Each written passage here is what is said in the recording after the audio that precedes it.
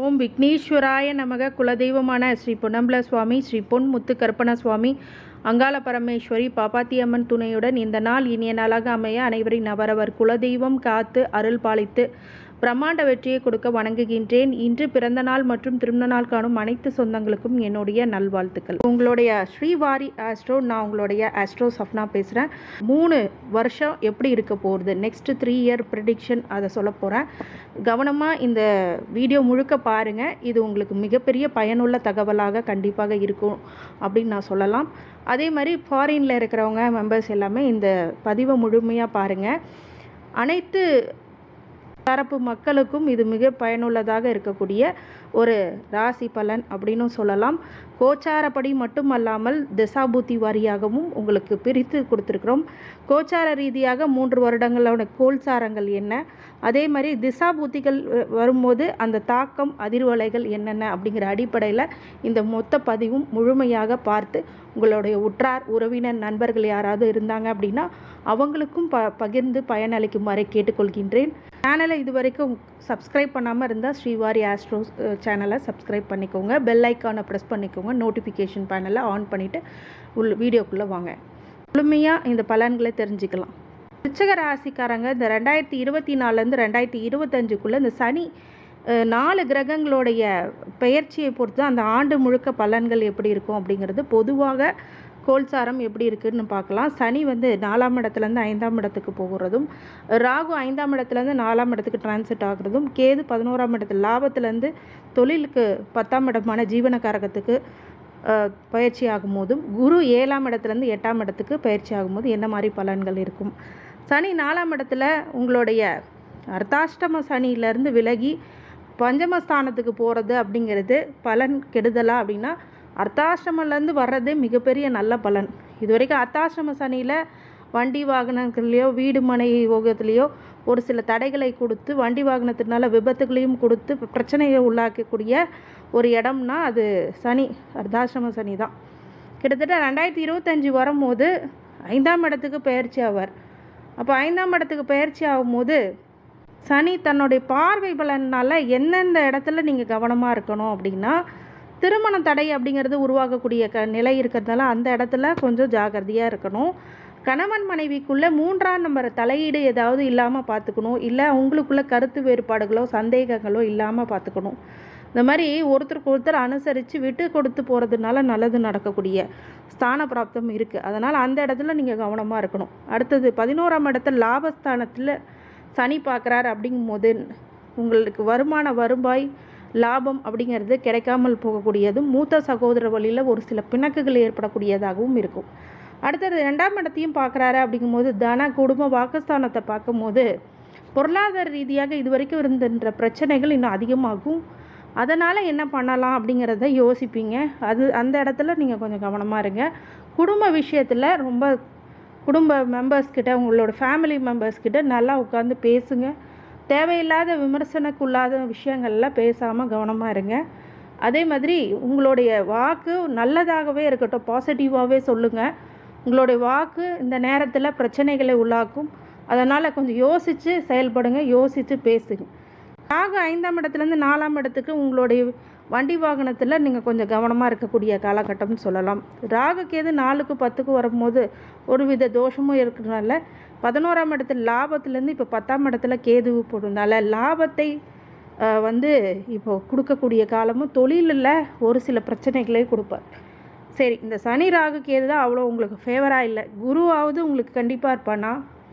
7ஆம் இடத்துலேருந்து கலத்திரத்துலேருந்து 8ஆம் அஷ்டம குரு வராரே, அது எப்படி பாதக பலனை விருச்சிக ராசிக்காரங்களுக்கு கொடுக்குமா அப்படின்னு கேட்டிங்கன்னா கண்டிப்பாக கொடுக்கும். ஆனால் இருக்கிற இடத்தோட குரு பார்க்குற பார்வைக்கு பலன் அதிகம் என்ற அடிப்படையில் 8ஆம் இடத்துலேருந்து 12ஆம் இடத்தை பார்க்குறது, 2ஆம் இடத்தை பார்க்குறது, 4ஆம் இடத்தை பார்க்குறது. அப்போ விரயத்தை கட்டுப்படுக்குள்ளே வரும். சுப விரயங்களாக இருக்கும். நல்ல தூக்கம் வரும். இது வரைக்கும் தூக்கமே இல்லாமல் கஷ்டப்பட்டுட்டு ஏதோ ஒரு யோசனையில் பிரச்சனைகளில் தூக்கம் வராமல் இருக்கும். இயற்கையாகவே அது தோன்றும். ஆனால் இனிமேல் நல்ல நிம்மதியாக தூங்குவீங்க. நிம்மதியாக தூங்கினாலே நோய் நொடி கிடையாது. அது ஒரு விஷயம் உங்களுக்கு நடக்கும். அதே மாதிரி முக்தி பெறக்கூடிய ஸ்தானத்தில் குரு பார்க்குறார் அப்படிங்கும்போது நல்ல பிராப்தம் ஏற்படும். உங்களுக்கு வெளிநாடு பயணங்கள் ஏற்படும். வெளிநாட்டில் இருக்கிறேங்க அப்படின்னா இந்த காலகட்டம் உங்களுக்கு நல்ல காலகட்டம் தான். ஆனால் கொஞ்சம் பணம் பொருளாதாரத்தில் கொஞ்சம் யோசனை இருக்குது. அதே தன குடும்ப வாக்குஸ்தானத்தையும் பார்க்குறாரு. அப்போ தனத்துலேயும் இருக்குது, நல்லது நடக்கும், குடும்பத்துலேயும் நல்லா நடக்கும். அதே மாதிரி உங்களுடைய பொருளாதார ரீதியாக இல்லாமல் உங்கள் வாக்குக்கெல்லாம் கவனமாக இருக்கணும்னு சொன்னேன் இல்லையா? சனி பார்க்குற பார்வை இது குருவும் பார்க்க சுபிட்சம் பண்ணுறாரு. அப்படிங்கும்போது பெரிய கான்ட்ரவர்சியில் சிக்காமல் இருப்பீங்க. அதனால் நீங்கள் உஷாராக இருந்துட்டிங்கன்னா அந்த கான்ட்ரவர்சிக்கும் வேலை இல்லை. அதே மாதிரி 4ஆம் இடத்தை பார்க்குறாரு, அர்த்தாசிரமத்தை பார்க்குறாரு. அர்த்தாசிரம சனியில் தான் நீங்கள் முடிஞ்சுதான் இப்போ 5ஆம் இடத்துக்கு வந்திருக்கு. புத்திர பாக்கியம் ஒரு தடை இருந்தாலும் இந்த 4ஆம் பார்வை அப்படிங்கும்போது தாயார் உடல்நிலை, வெளிநாடுக்கு செல்வது, அப்புறம் உங்களோட வீடு மனை கிரகப்பிரவேசம் பண்ணுறது போன்ற விஷயங்கள்லாம் கொஞ்சம் தடுமாறி பண்ணி முடிச்சிருவீங்க. அதனால் இந்த காலகட்டமும் கொஞ்சம் நல்ல காலகட்டம் அதை பார்க்குற பார்வையின் அடிப்படையில். இது 2025 கோல்சாரம். அடுத்தது 2026 சனி 5ஆம் இடத்துல தான் இருக்கும். ராகு அதே 4ஆம் இடத்துலையும், கேது 10ஆம் இடத்துலையும், குரு 8ஆம் இடத்துலேருந்து அஷ்டமத்துலேருந்து பாக்கியத்துக்கு வரார். மிகப்பெரிய யோக காலம் அது. 5ஆம் இடத்துல இருக்கிறதும், ராகு 4ஆம் இடத்துல, கேது 10ஆம் இடத்துல இருக்கும் போதும் குரு உங்களை காப்பாற்றிடுறார். அப்போ குரு 9ஆம் இடத்துல பாக்கியத்துக்கு வர்றது ஒரு யோகம்னாலும் அது பார்க்குற பார்வை உங்கள் டைரெக்டாக ராசியை பார்க்குற 1ஆம் இடத்தை, 3ஆம் இடத்தையும் பார்க்குறாரு, 5ஆம் இடத்தையும் பார்க்குறாரு. அப்படிங்கும்போது உபஜயஸ்தானத்தையும் உங்கள் முயற்சிகளை எல்லாம் ஜெயத்தை கொடுக்கறதுக்கூடியும் ராசியை பார்க்குறதுனால மிகப்பெரிய யோகம். உங்கள் செல்வம், செல்வாக்கு, உங்கள் சொல்வாக்கு எல்லாத்துக்கும் மதிப்பு அதிகமாகும். அதே மாதிரி 5ஆம் இடத்தை பார்க்கும்போது உங்கள் அறிவுத்திறன் நல்லா கூர்மையாக செயல்படும். புத்திரத்தை தடை இருக்கிறவங்களுக்கு புத்திர பாக்கியம் கிடைக்கும். ஏன்னா சனி 5ஆம் இடத்தை வராரு, அந்த இடத்தையும் குரு பார்க்குறாரு. அப்படிங்கும்போது புத்திர தடைக்கும் வேலை இல்லை. இந்த காலகட்டத்தில் எல்லாமே உங்களுக்கு ப்ளஸ் பாயிண்ட்டாக அமையும். அடுத்தது 2007 சனி 5ஆம் இடத்துலையும், ராகு 3ஆம் இடத்துக்கும், கேது 9ஆம் இடத்துக்கும், குரு 9 பாக்கியத்துலேருந்து 10ஆம் இடத்துக்கு வராங்க. சரிங்க, சனி 5ஆம் இடத்துல இருக்கிறாரு, ராகு 3ஆம் இடத்துல உபஜயஸ்தானத்தில் வர்றது அப்படிங்கிறது என்ன பலன் கொடுத்துரும்? கேது 9ஆம் இடத்துல என்ன பலன் கொடுக்கும்? ராகு 3ஆம் இடத்துக்கு உங்களுக்கு புது முயற்சியில் தடை கொடுப்பார். வண்டி வாகனங்களில் கொஞ்சம் விவரமாக இருக்கணும். நண்பர்கள் வழியில் கொஞ்சம் கவனமாக இருக்கணும். இளைய சகோதர வழியில் கொஞ்சம் கவனமாக இருக்கும். கேது 9ஆம் இடத்தை வரும்போது பாக்கியத்தை கெடுப்பார். கொஞ்சம் பாக்கியத்தினால ஒரு சில சோர்வுகள் வரும். பூர்வீக வழி சொத்துக்கள்னால ஒரு ப்ரெஷர்ஸ், டென்ஷன்ஸ் இருக்கும். அது எல்லாமே கொஞ்சம் கம்மியாகக்கூடியது. குரு பார்வை 9ஆம் இடத்து பாக்கியத்துலேருந்து 10ஆம் இடத்துக்கு வரும்போது தான் 10ல் குரு பதவி போகும்னு சொல்லுவாங்க. அப்படி ஏதாவது நடந்துருமான்னா அடுத்த லெவலுக்கு போவீங்க. ஏன்னா ஒரு வேலையை விட்டால் தானே நெக்ஸ்ட்டு ப்ரொமோஷன் கிடைக்கும். ஆனால் வேலை அதிகமாக இருக்கும், ப்ரெஷர்ஸ் அதிகமாக இருக்கும், ஸ்ட்ரெஸ் அதிகமாக இருக்கும். ஆனால் உங்களுக்கு பெரிய அளவில் ப்ரெஷர்ஸ் கொடுக்காது. ஏன்னா பார்க்குற பார்வை இருக்குல்ல, குரு பார்வை 10லேருந்து 2ஆம் இடத்தையும், 4ஆம் இடத்தையும், 6ஆம் இடத்தையும் பார்க்கும்போது தன குடும்ப வாக்குலையும் பிரச்சனை இல்லை.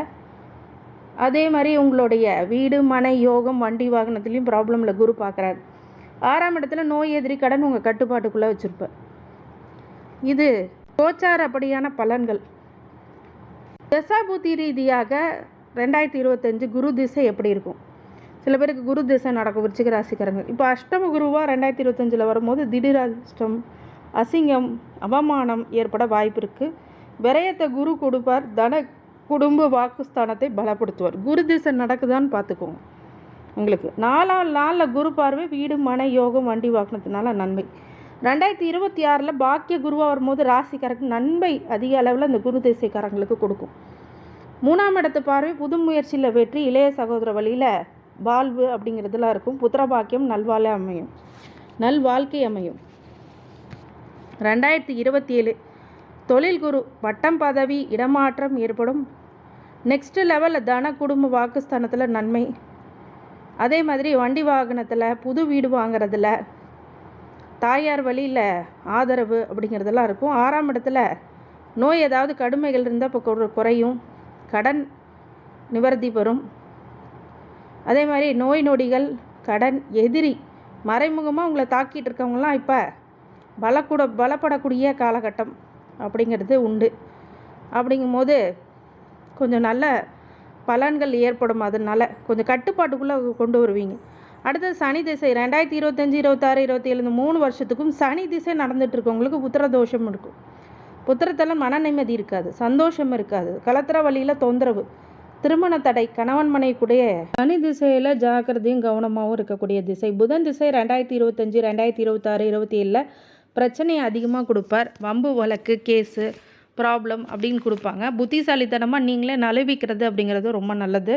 அடுத்தது கேது திசை 2025, 26, 27 2025, 26 மட்டும் தொழிலில் சங்கடத்தை கொடுப்பார். அதனால் தொழில் வகையில் கொஞ்சம் ஜாகிரதையாக இருங்க. அதில் நிறைய பேர்த்த நம்பி இல்லாமல் இன்வெஸ்ட்மெண்ட் பண்ணிடாதீங்க. நம்பி எதுவும் செஞ்சிடாதீங்க.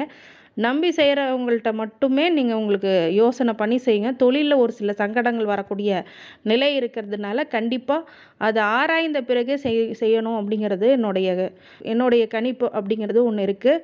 நீங்கள் அதை சரியாக புரிஞ்சுக்கோங்க. 2027 பாக்கியத்தை தடை செய்வார்.